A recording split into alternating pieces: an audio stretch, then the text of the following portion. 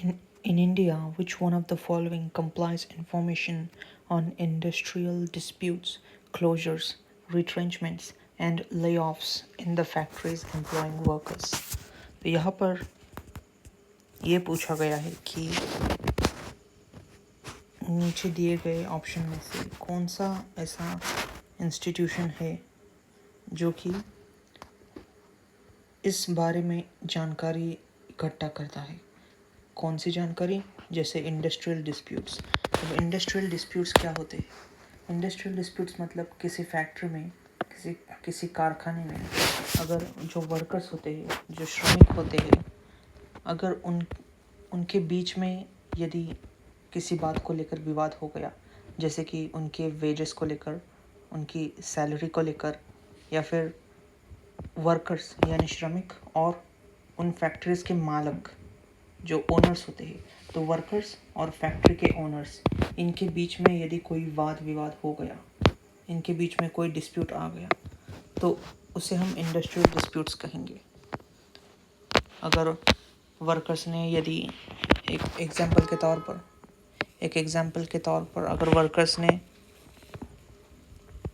अपनी सैलरी बढ़ाने की मांग की, लेकिन ओनर्स यानी फैक्ट्री के जो मालिक हो, उन फैक्ट्रीज़ के मालिकों ने वर्कर्स की बात को नहीं सुना, रिफ्यूज़ किया, तो इस परिस्थिति में वर्कर्स और फैक्ट्री के ओनर्स, इन दोनों के बीच में डिस्प्यूट होगा, विवाद होगा, तो इसे ही हम इंडस्ट्रियल डिस्प्यूट्स कहते हैं।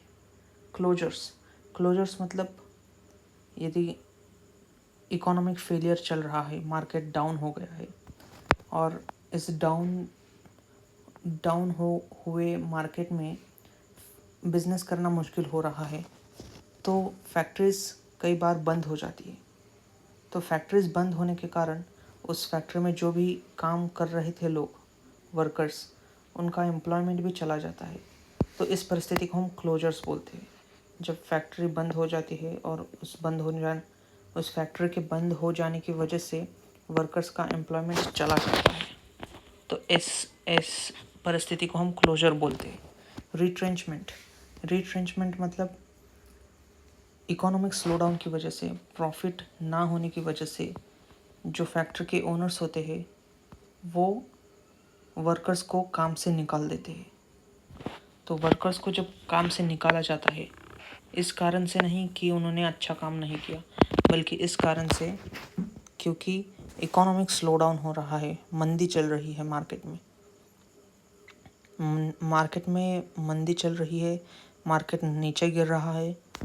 ऐसी परिस्थिति में अगर अपना खर्चा घटाने के लिए फैक्ट्री के ओनर्स, बिजनेसमैन्स ने अपने कंपनी में, अपने फैक्ट्री में काम कर रहे लोगों को काम से निकाल दिया ताकि कंपनी का वर्कफोर्स कम हो सके, इस फाइनेंशियल चैलेंजेस को कम किया जा सके, इसलिए कंपनी वर्कर्स को या फिर फैक्ट्री अपने वर्कर्स को बाहर निकाल देती है, काम से निकाल देती है, ताकि फाइनेंशियल बर्डन, आर्थिक तनाव कम हो सके कंपनी के ऊपर।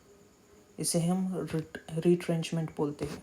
और लेऑफ्स मतलब ठीक रिट्रेंचमेंट की तरह ही इसका मतलब होता है, लेकिन लेऑफ थोड़ी देर के लिए होता है, टेम्पररी होता है।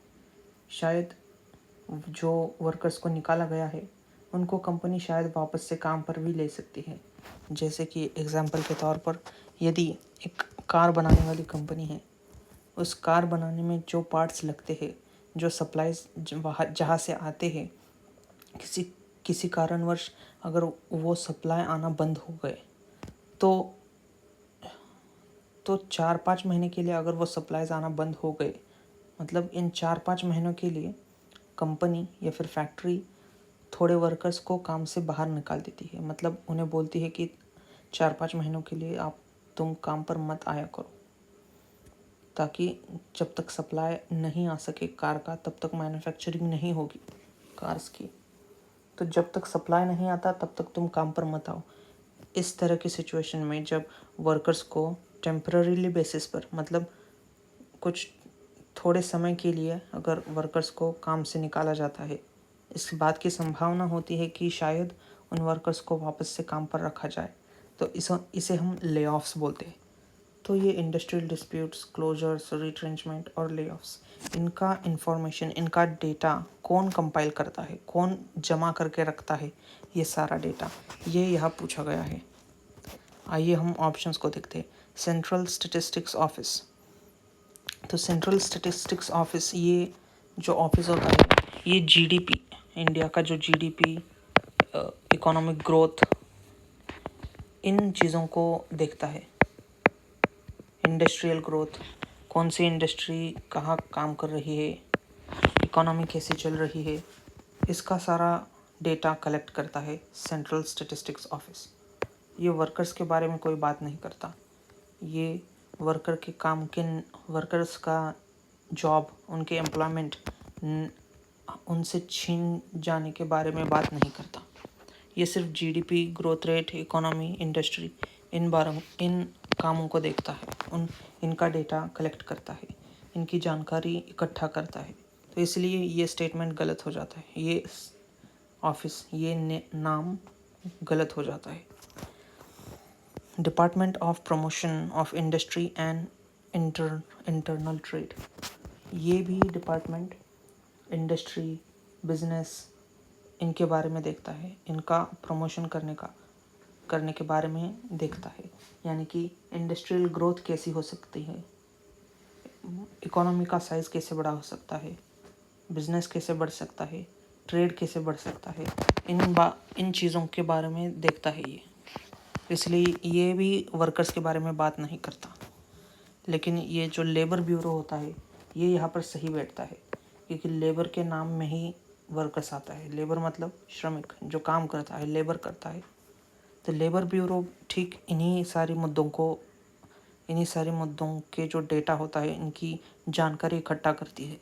जैसे कि वर्कर्स के बीच का डिस्प्यूट, वर्कर्स और मालिक, ओनर्स और वर्कर्स, इनके बीच का डिस्प्यूट, इनके बीच का विवाद, फैक्ट्री बंद हो जाने की वजह से अगर किसी का काम चला गया, या फिर मंदी के कारण, इकोनॉमिक स्लोडाउन के कारण उनको काम से निकाल दिया गया, उनका एम्प्लॉयमेंट चला गया, तो इन सारी चीज़ों का डेटा लेबर ब्यूरो अपने पास रखती है।